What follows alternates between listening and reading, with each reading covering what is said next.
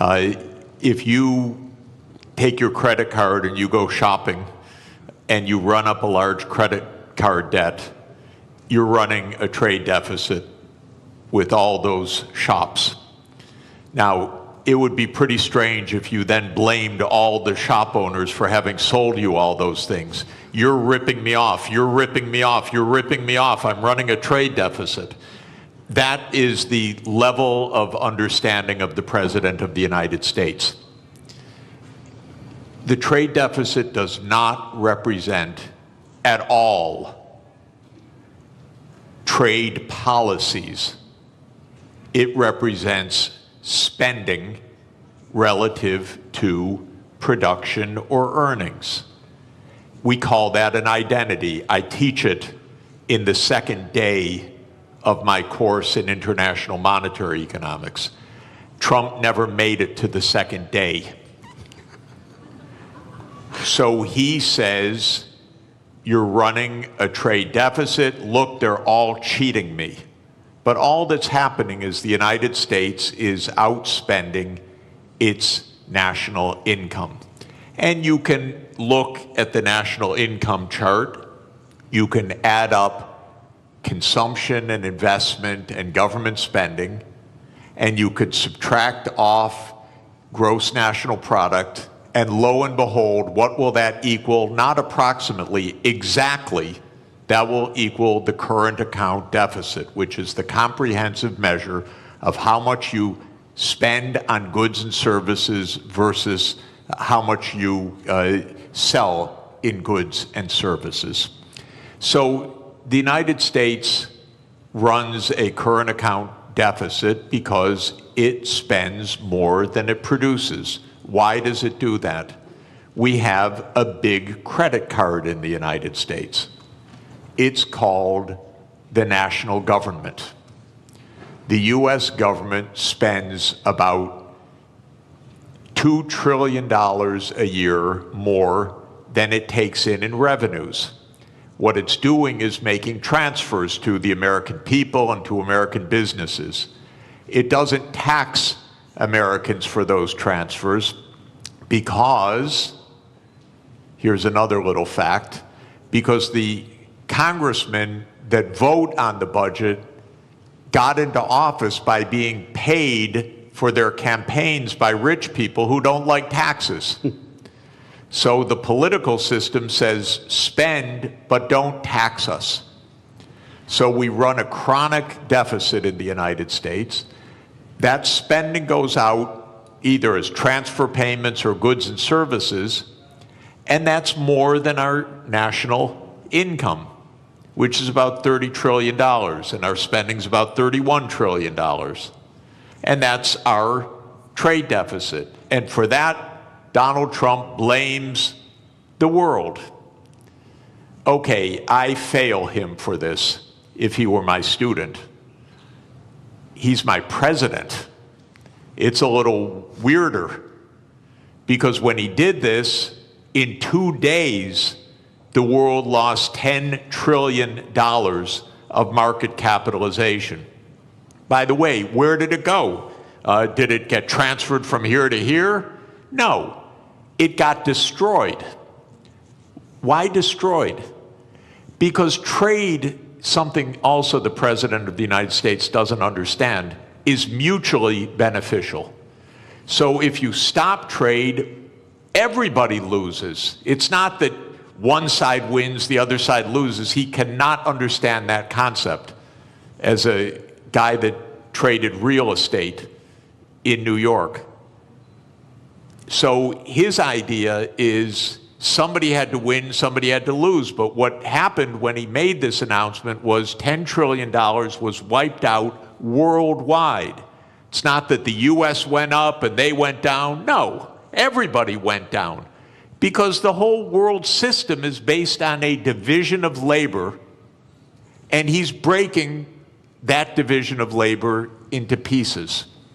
So then people said, this doesn't make sense. Even the very rich people that gave him the money for him to get into office started saying this doesn't make sense. The hedge fund managers who were his big campaign contributors. Elon Musk, who paid for his election, became prime minister. He said this doesn't make sense. And then the markets said this doesn't make sense. Not only $10 trillion, but as the finance minister said, interest rates started to rise because people began to dump U.S. Treasury debt. The safest thing in the world, apparently. So, interesting what happened. It's not quite true that he reversed things. First, he left on this 10% tariff, except for one country, for China. 145% where he on some raised products. the tariff rates. That's because the United States has a deep, neurotic attachment to China. The U.S. political system hates China. Why? Because China's big and successful. And so that the U.S. hates. It's a rival, it's a competitor, and so this is the one thing he left on. Now, he's going to mess up everything with this too, because in a trade war between the U.S. and China, China wins. China does not depend on the U.S. market very much. It's about 12% of China's exports. China will do just fine. It's just dumb policy. There's no more, sorry to say it, there's just no more explanation to this than that. It makes no sense. Now, it raises, if I could, just one last point. How can this happen when it makes no sense? And that people should understand, we are in one-person rule in the United States. Our political system is in a state of collapse. What President Trump did is an emergency decree. Everything he does is an emergency decree. Literally, you can go on to whitehouse.gov and then follow the menu to executive decrees. And there are dozens of them. And each one starts the same way. With the powers invested in me as President of the United States, I hereby declare A, nonsense, B, nonsense, C, nonsense. Because he's king.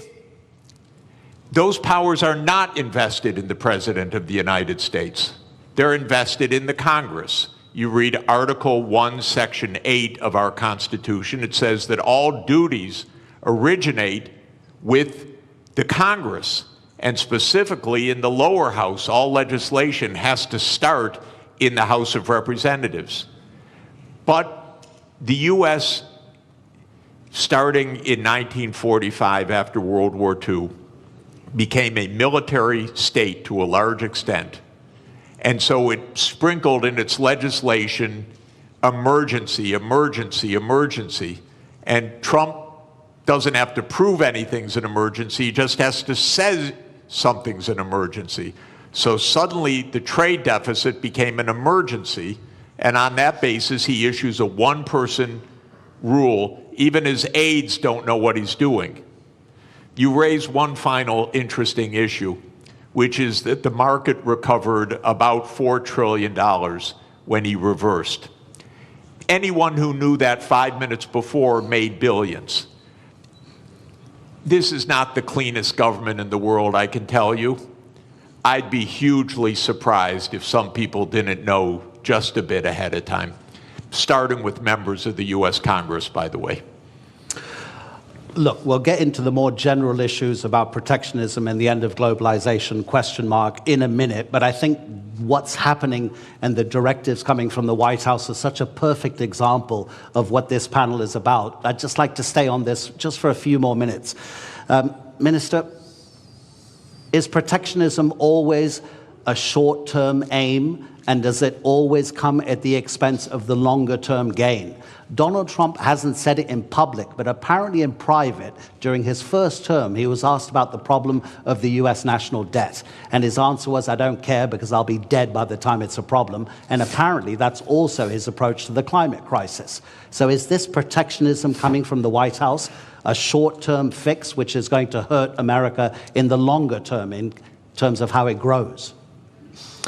It's not a fix. It's apparently a quick fix, but it's fundamentally flawed, as Professor has very clearly stated. Look, protectionism is nothing new. If you look at post-global financial crisis, the number of annual trade restrictions have gone up dramatically. In fact, like last year, there were over 3,200 trade restrictions.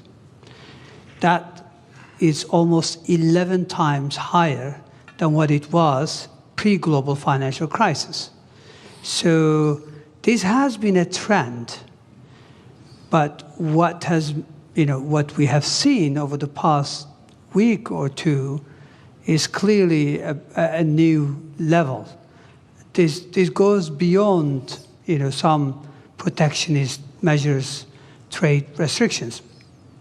This goes into something, an all-out trade war. So that's really worrisome, because if you go back, again, if you look at 20 years to global financial crisis, global annual trade growth was 2 times world real GDP growth rate.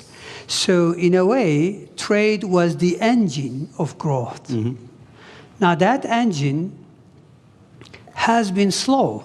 So if you look at post-global financial crisis, global trade growth barely kept up with real GDP, global GDP growth. So that's no longer really one of the kind of like a strong engine. But I think the way things are now, if current state of affairs is sustained, we may end up actually protectionism dragging global growth. It is not only growth, it's really, there are many, additional fallouts from this type of policies. Absolutely, yeah. Yeah. So the answer to your question, this is not a fix. This is a fundamentally flawed, policy perspective. Obviously, countries have choice. They always have a choice. But we would rather, see world moving back to rule-based, multilateral framework, where everyone benefits. I think I agree with Professor. Over 1 billion people since 1990s have been lifted out of poverty, predominantly in Asia. I'm talking about absolute poverty here. And that's largely thanks to, trade and growth associated with that trade. So it is worrisome that we are now experimenting policies that may actually reverse some of these gains, which I think were very important. 1 billion people out of absolute poverty cannot be underestimated. It's quite significant. Now, admittedly, trade do cause geographic dislocations, but the solution is not protectionism. The solution lies more internal sound policies, structural remedies, but also you can deploy tax policy incentives and other things to address, dislocations in regions caused by, global trade openness. So it's not a level, but protectionism will create more inequalities. It will create bigger problems. Already you've got significant headwinds for global growth. Aging population, high global indebtedness, impending climate crisis. So protectionism is going to be yet another big blow to long-term growth outlook. And that's why growth is barely, sustained at 3%. I think the risk is that we will move to a new era where per capita GDP growth will almost disappear if we continue down this path. Really interesting what you say about protectionism having fallout in other sectors, and we will get on to that, about how it might affect cooperation on the climate crisis, global health, et cetera, et cetera. But let's use one country as a particular example about how a nation can react to protectionism. So we have the US tariffs, which in 90 days will come into effect beyond the 10% that Donald Trump has placed. Let's take two rich countries. UK and Singapore will stay at 10%. Bangladesh and Botswana will both go up to 37%. Laos will be 48%. Syria will be 41%.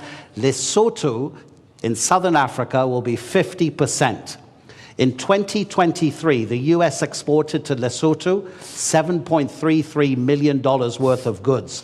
Lesotho in that same year exported to the United States $228 million. The US GDP per capita in 2023 was $82.8 thousand per person. In Lesotho, it was $916. Gentlemen, how does a country like Lesotho deal with the protectionism coming from the US? Minister? Well, look, protectionism is an external shock, meaning it's not a decision by, the counterparty. It's essentially, so how do you deal with it? I guess you focus on regional integration, as an antidote of protectionism. So regional connectivity, regional integration would be one way forward. So, instead of globalization on a big scale, you focus on how you can deepen and broaden your ties with your immediate neighborhood or countries that are still willing to entertain rule-based trade. So I think that's the only way. Again, this is a major shock for many countries. I think global supply chains are going to suffer. This will lead to, already, I think the risk is that capital will be misallocated. Take us, take Turkey, for example. We are the world's second largest of white goods exporter. We need chips, basic ones, nothing sophisticated. We're not talking about 4 nanometers. We're talking about 30, 40, 70 nanometers. If we're worried that countries are not going to supply that, even though it may not be the most efficient way, we may have to go into a very large capex to see if we could produce them. We are good at something. Other countries are better at something. So we would rather trade. And this is a very simple, economics, theory. Everybody benefits.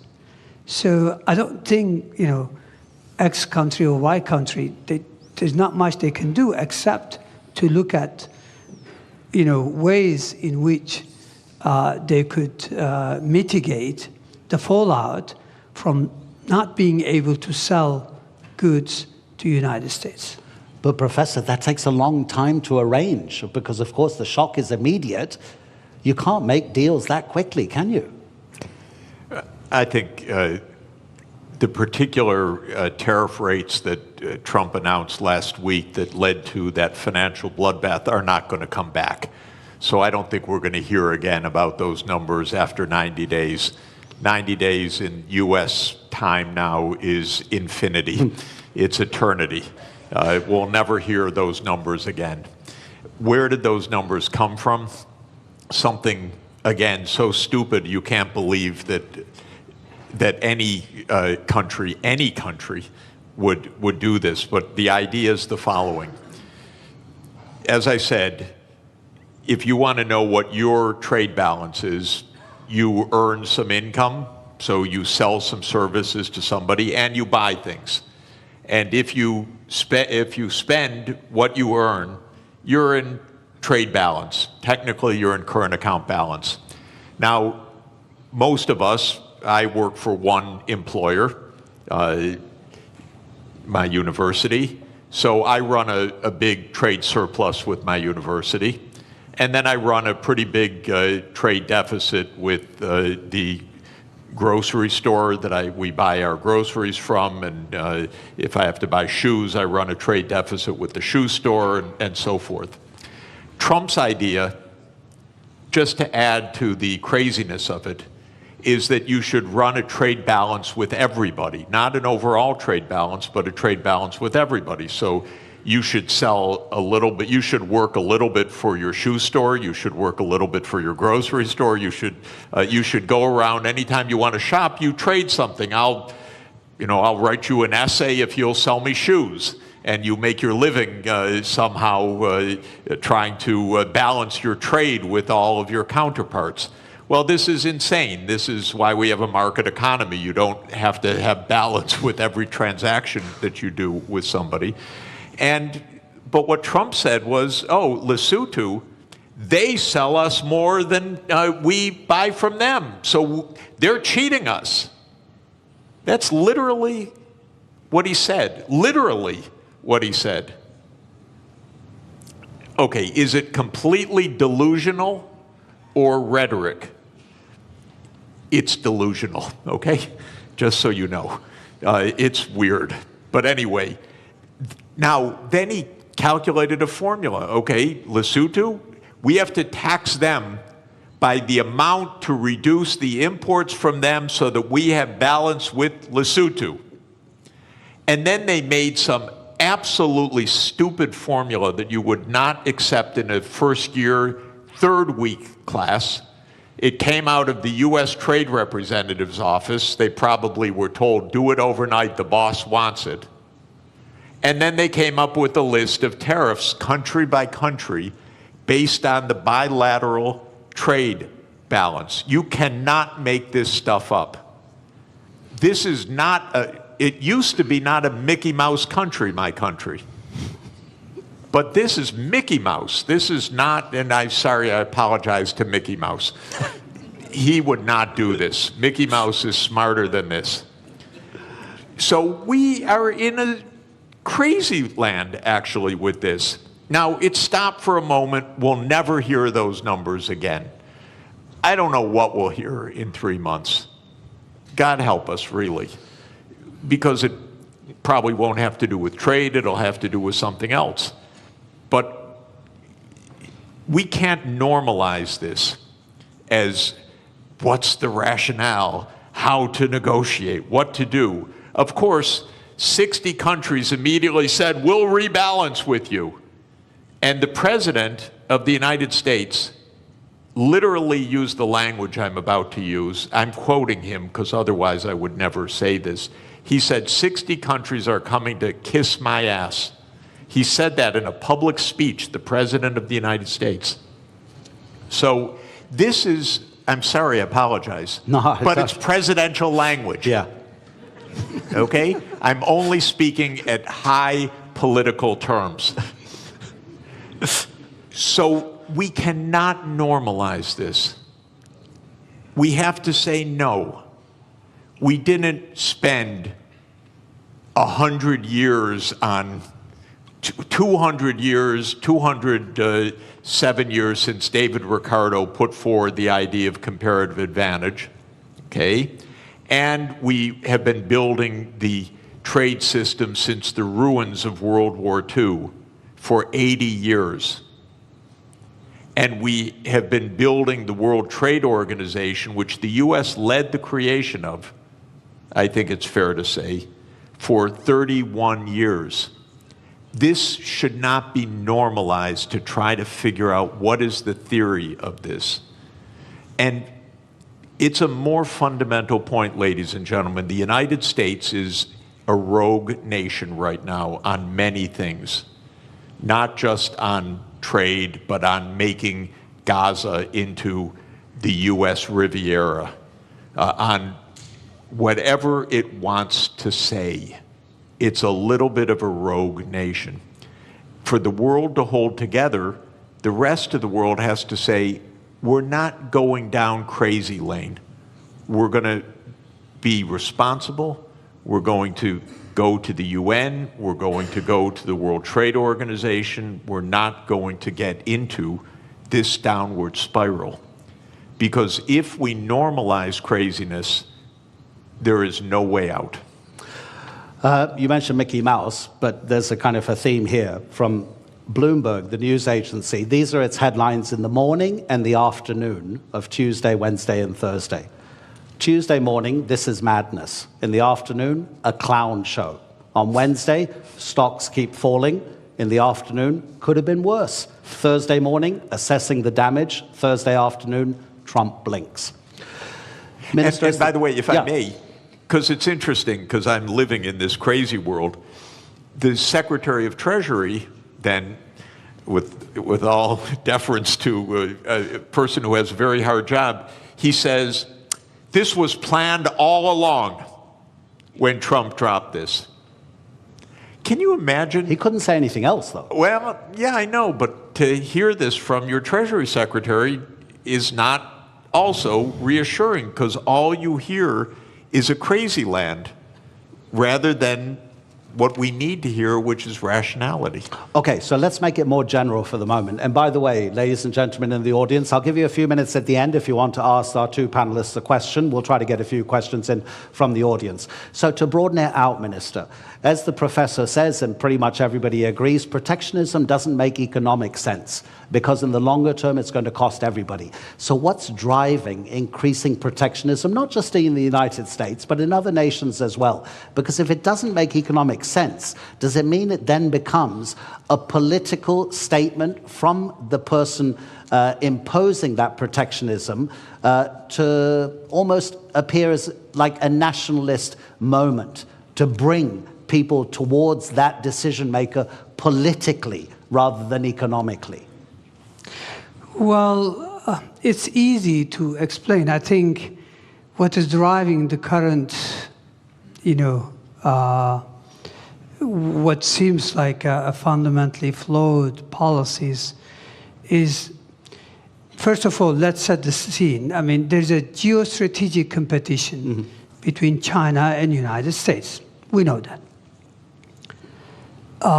China has what it takes to become a superpower because it has human capital, it has state-of-the-art infrastructure, and now it's catching up in technology.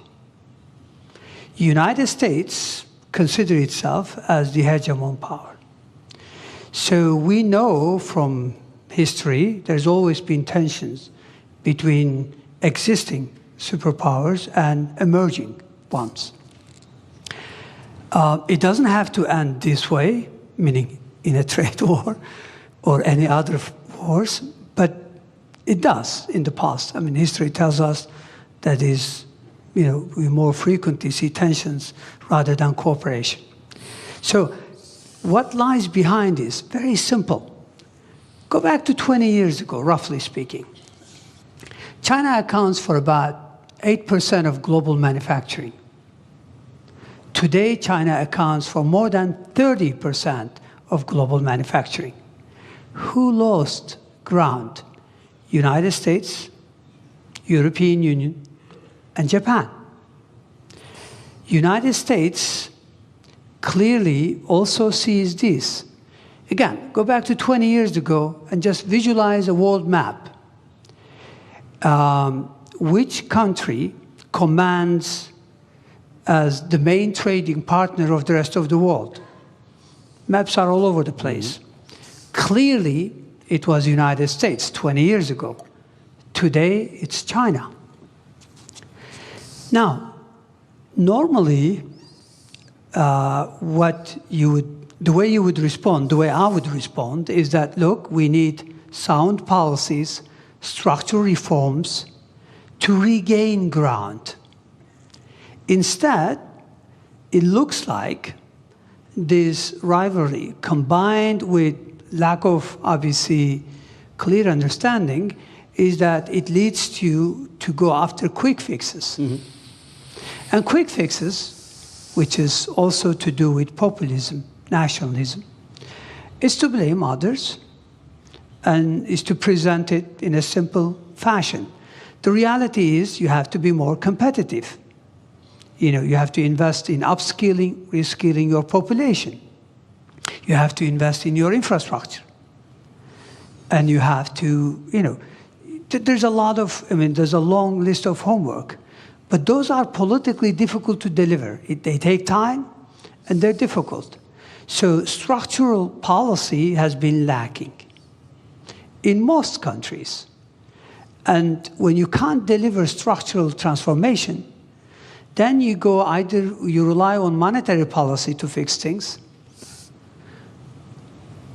Monetary policy in many parts of the developed world have been doing the heavy lifting over the last couple of decades in the face of difficulties. So my point here is that I think we know what drives it is losing ground. But how do you regain ground? Again, the sophisticated way would be to do the right thing and deliver on reforms. The easy way would be to blame everyone else and come up with high tariffs as a fix. Let's see. Okay, so protectionism is also not helping your friends to concentrate more on yourself rather than the outside world. We know that the drastic cuts to USAID, the Agency for International Development, has already or is going to cost lives. Myanmar's recent earthquake, the Americans have been for decades maybe the most important first responder, sending hundreds of rescue workers. They sent 3 administrators. They didn't send a single rescue worker. They laid off recently some people working for the federal government on the US nuclear program. They realized very quickly within a couple of days that it was actually a national security issue, so they were told to come back to their office. The office said, sorry, they've been excluded from their federal emails, so we can't get in touch with them. So they couldn't re-employ them. Professor Sachs, when you were president of the Earth Institute at Columbia University, it focuses, I've got to read this from the notes. It focuses on sustainable development, this institute at Columbia, including research in climate change, geology, global health, economics, management, agriculture, ecosystems, urbanization, energy, water, everything that we need to live. So how does protectionism affect these kinds of relationships between one country and another country? Yeah, It's actually I want to answer deglobalization. that by continuing on with the brilliant explanation that the minister just gave about the hard stuff and the easy stuff. Yeah. So just to say, in American politics, the swing states in the presidential elections in the last 3 elections in particular have been the Midwestern states. So those are states like Michigan, Indiana, Illinois, Ohio, Pennsylvania, Wisconsin, Minnesota. These are states that can go either way. And those states did suffer a decline of employment in manufacturing, not only or even mainly because of trade, but also heavily because of automation over the last 40 years. I come from Detroit, which is Motor City, used to be, and I used to go when young on school field trips to see the assembly lines, and there were actually workers on the assembly line. But now if you go to an automotive plant, it's all robots, very, very few people inside. That's not because the jobs went overseas. In that case, that's because the assembly line itself became an automated phenomenon. So Trump is giving an answer to those swing states. It's China's fault. It's Mexico's fault. It's Lesotho's fault. What the minister said is really important, that when he said that trade benefits the economy, but it could hurt some sectors.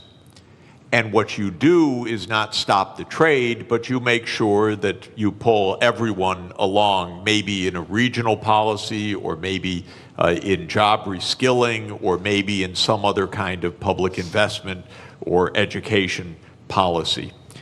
Here's where the U.S. really failed over the last 40 years. We let the inequalities widen and widen, partly because of automation, partly because jobs did go overseas, but for the right reason. They had comparative advantage in those jobs. Skilled people got better and better salaries. Lower skilled people had their living standards fall. The gap widened. By the way, not just the income gap, the life expectancy became 10 years or more. So many of our epidemics, so many of our social problems relate to this widening inequality. The United States political system didn't address it at all for 40 years. And that comes to what I mentioned, the corruption of the political system. When candidates of both political parties are paid by rich donors for their reelection campaigns, and both parties then become the agents of tax cuts and no really addressing the social conditions, you end up with a Donald Trump coming in and selling a pseudo explanation, it's all China, and selling a pseudo remedy, a trade war. What the auto workers are going to learn right now is they're going to lose jobs by even the tariffs that have been put in place, because we need the intermediate parts brought in from elsewhere. Now they face higher costs, and the United States can't compete at all with Chinese electric vehicles. The United States has basically handed China the electric vehicle market for the next 20 years. So did Europe, by the way. Europe delayed the transformation to electric vehicles, said we produce great internal combustion engines, we're going to continue to do that. The world actually needs electric vehicles because of the climate crisis. So all of this is to say the real hard work is to think ahead. Mm-hmm. The country, by the way, in my experience of working all over the world in the last 40 years, that thinks ahead the most is China. Mm-hmm. China's success is not random. China's success actually is a lot of forward-looking planning. In 2014, China issued a document called Made in China 2025. And it wasn't a protectionist policy, it was, we need to invest in the technology so we can be at the forefront. I think in 8 of the 10 sectors that were identified there, China succeeded in reaching the forefront. In 2017, China made a plan for artificial intelligence. This is already 8 years ago. DeepSeek didn't just come out of nowhere, it came out of a long-term strategy. So this is hard work that actually pays off.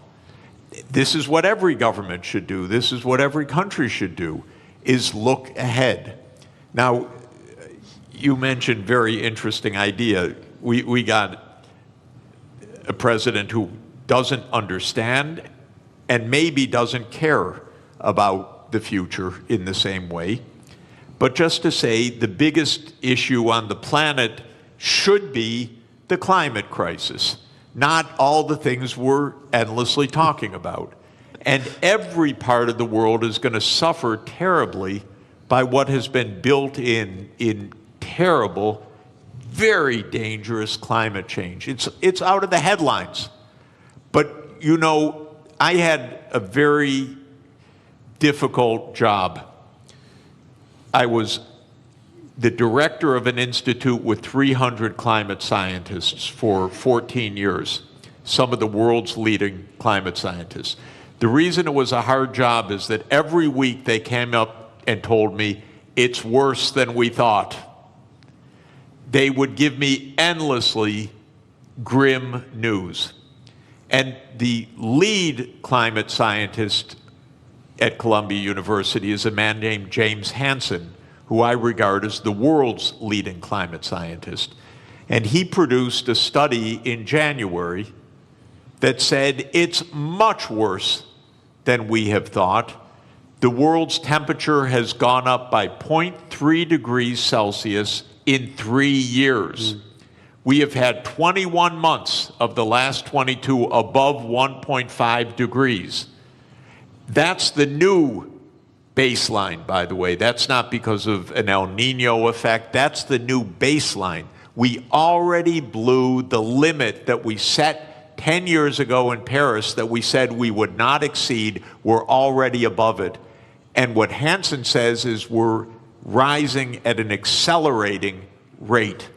Now the average rate is probably between 0.3 and 0.4 degrees Celsius per decade now on average. So we'll be at 2 degrees excess.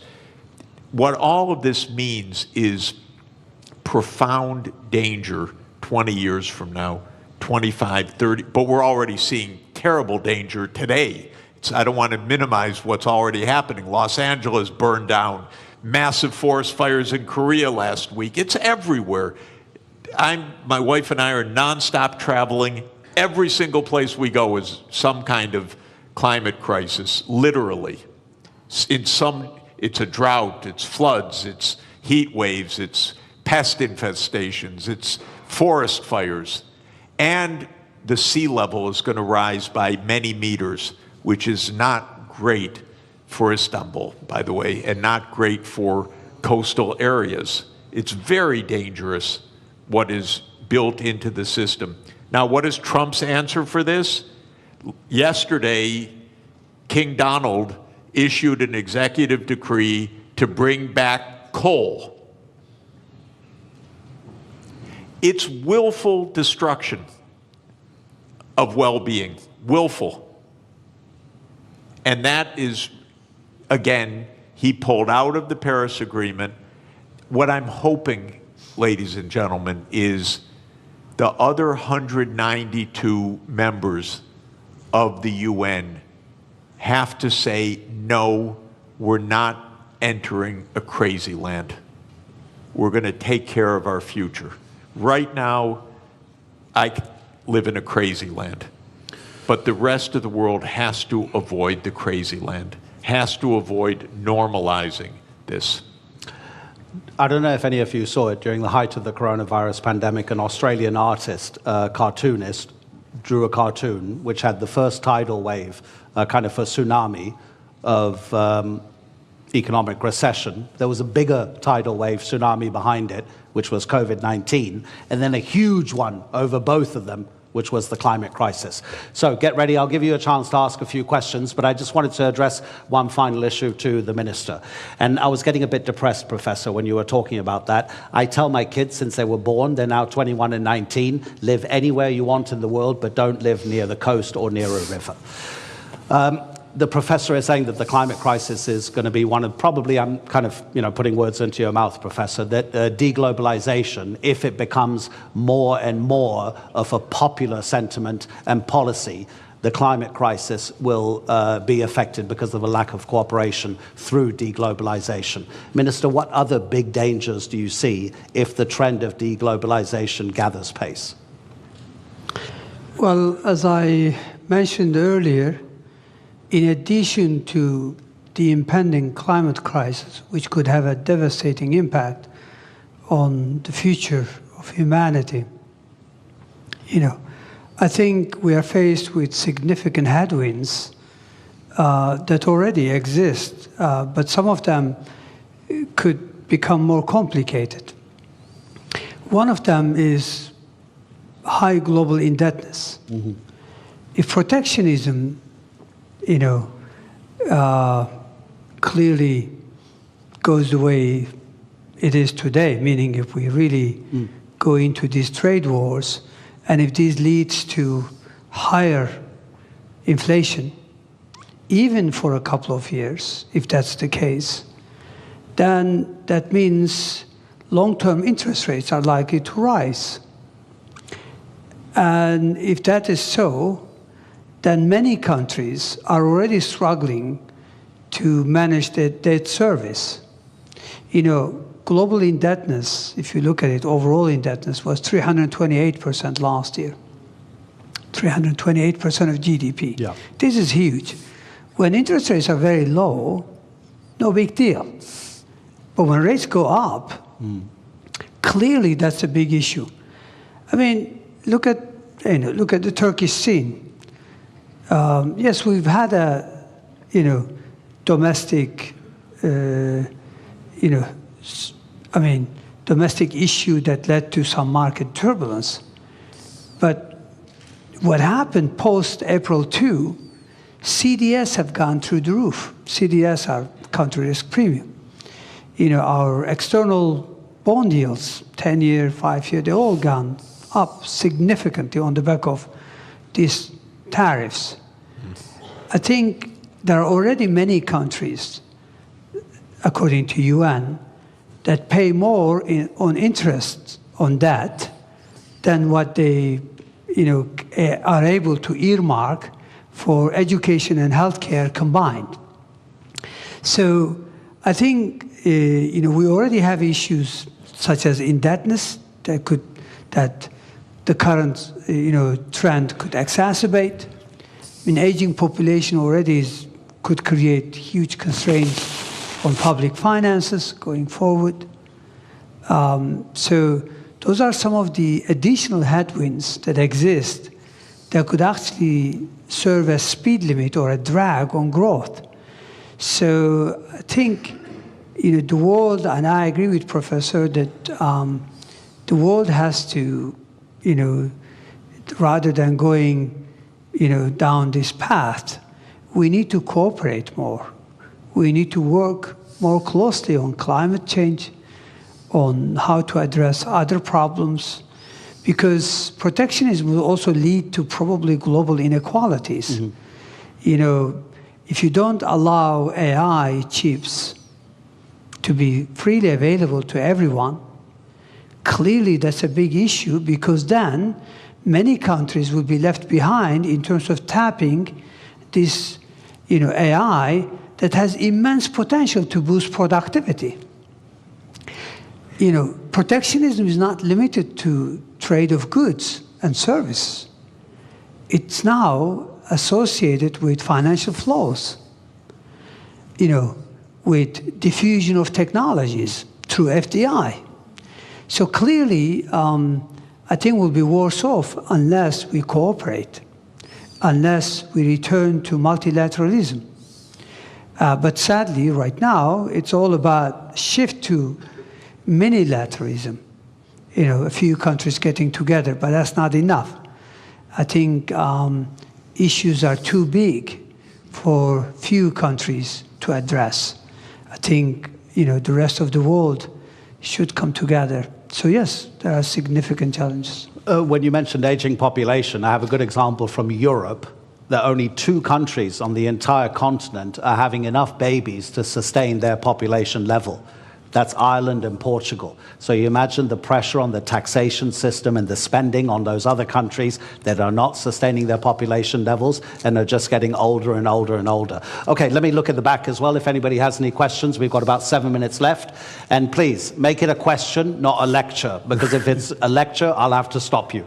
Gentleman over there and gentleman over here. Okay, please introduce, there's a microphone. Thank you very much. Doesn't work? Yeah, it does work. Okay, thank you very much. I have a question for Mr. Jeffrey Sachs. My name is Sarsin Anajer, and I'm from Harici News. So you mentioned that we shouldn't look for a rationale behind the actions of Donald Trump, but just to be a devil's advocate, I just want to understand their point of view, which they mention, yes, trade deficit and the national debt of the United States, but also they mention the hard industries that left United States back in the day. So what I'm trying to understand is, if United States gets into a confrontation with global powers such as China or Russia or any other state, maybe even Europe one day, is it wrong for them to want their hard industries back, and this is their rationale to put these tariffs on. Because Donald Trump mentioned that we are buying cars from Canada that we could have been producing before. So is there a rationale behind, at least on the hard industry part? Okay, thank you. Yeah, you know, in trade theory or trade concept, there is the national security rationale. So you may want to procure domestically to have an armaments industry. That's quite different from imposing tariffs on 150 countries in a completely arbitrary way. In fact, the right policy might be local procurement from domestic industry that has nothing to do with trade policy at all. So that is not an argument for what he's doing. But I would add one more point. We don't need an arms race, and we don't need a war. Actually, diplomacy is really cheap compared to war. That's why we're at the Antalya Diplomacy Forum, not the Antalya Military Forum. So if Trump really wanted to save some money, we have almost 800 overseas military bases in 80 countries. This is crazy. So if he wanted to save money and close the budget deficit, I would close hundreds and hundreds of military bases and leave all these countries at peace, because wherever there's an American military base, there's a big headache, believe me.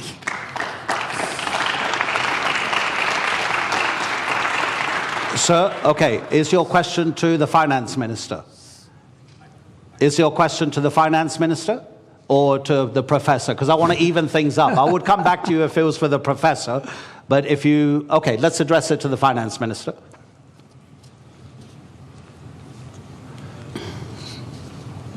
1, 2, 1, 2. My name is Riel Miller, formerly of the OECD, formerly of UNESCO, and formerly an advisor to finance ministers, so I can address my question to a finance minister. One of the things that's tremendously tempting, and it was really in part of what the last question was about, was the hard industries, right? So now let's go back to being an extractive economy. Coal mining, you know, in Canada, I'm Canadian originally, beaver skins, right, that we sent over. So resources, right? Now, we have seen in the past, historically, when there was a move from natural resources to manufacturing, it was quite difficult for the society and the politics to change, because the oligarchs of resources were not the oligarchs of manufacturing. So I have a question which relates to the historical context we're in. What if we're moving to intangible economies? What if we're moving away from tangibles in general, and those robots are going to take care of producing intangibles? How do we talk to people who are nervous and worried because they're accustomed? I go to Germany and I say, can Germany be rich without producing cars? And they go, oh, never. I said, well, could Britain be rich without producing coal? Never. And so we have this historical difficulty of making the transition. And I wonder what you can say in a country like Turkey, where you are making the transition through industry, and China through catch-up and convergence. But can we begin to talk about going beyond the tangible economy?